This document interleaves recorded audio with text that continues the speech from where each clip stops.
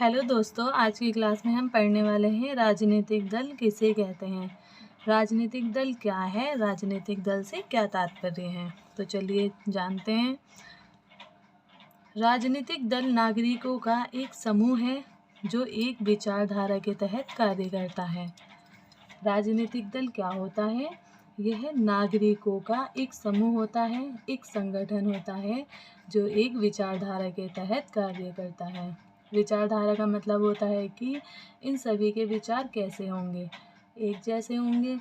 कहने का मतलब यह है, उदाहरण के लिए अगर हम देखें तो एक मोहल्ले के अंदर हमको हैंडपंप लगवाना है, तो कुछ लोग तो हैंडपंप लगवाने के पक्ष में हैं और कुछ लोग हैंडपंप नहीं लगवाना चाहते हैं।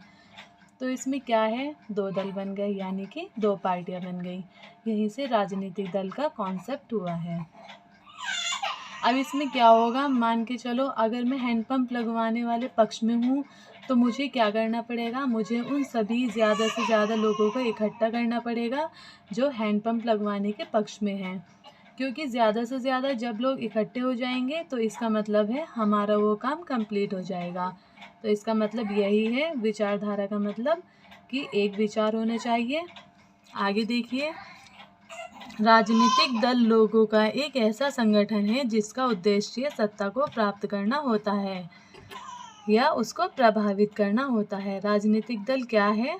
राजनीतिक दल एक ऐसा संगठन है जिसका उद्देश्य सत्ता को प्राप्त करना होता है या उसको प्रभावित करना होता है। अपने उद्देश्य को पूरा करने के लिए सभी राजनीतिक दल अपनी अपनी नीतियों को तैयार करते हैं। जब कोई राजनीतिक दल सत्ता को प्राप्त नहीं कर पाता है तो वह जनता की समस्याओं को उजागर करके सरकार के सामने रखता है। आइए देखते हैं, लोकतंत्र में राजनीतिक दलों की भूमिका। राजनीतिक दल लोगों का एक ऐसा संगठित और अनुशासित समूह है जो चुनाव के माध्यम से सत्ता को प्राप्त करना चाहता है और सत्ता को भागीदारी करना चाहता है। यानी कि जो चुनाव के माध्यम से सत्ता को प्राप्त करना चाहता है और सत्ता में भागीदारी करना चाहता है। राजनीतिक दल के प्रमुख कार्य। राजनीतिक दल के प्रमुख कार्य देखते हैं क्या है। पहला है चुनाव लड़ना। राजनीतिक दल का पहला काम चुनाव लड़ना है। कोई भी राजनीतिक दल जब अपने उम्मीदवार को खड़ा करते हैं तो उस राजनीतिक दल के जो अध्यक्ष होते हैं वह चुनते हैं और अन्य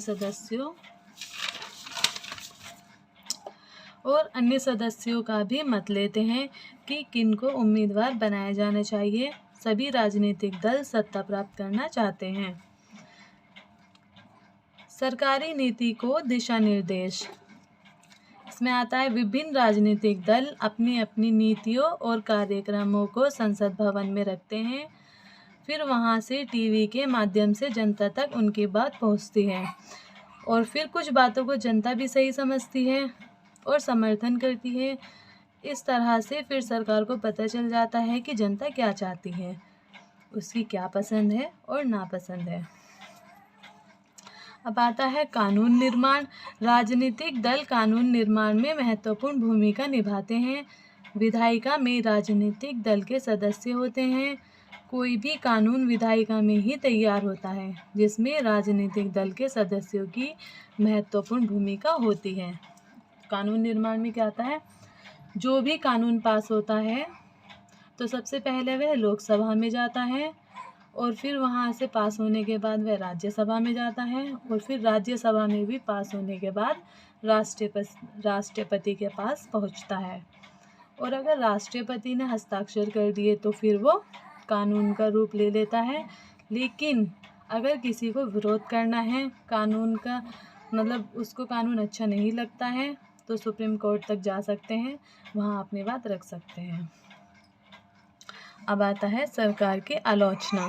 चुनाव में असफल राजनीतिक दल संसद में विपक्ष की भूमिका निभाते हैं और विपक्ष सरकारी नीतियों के बारे में सरकार की आलोचना करता है।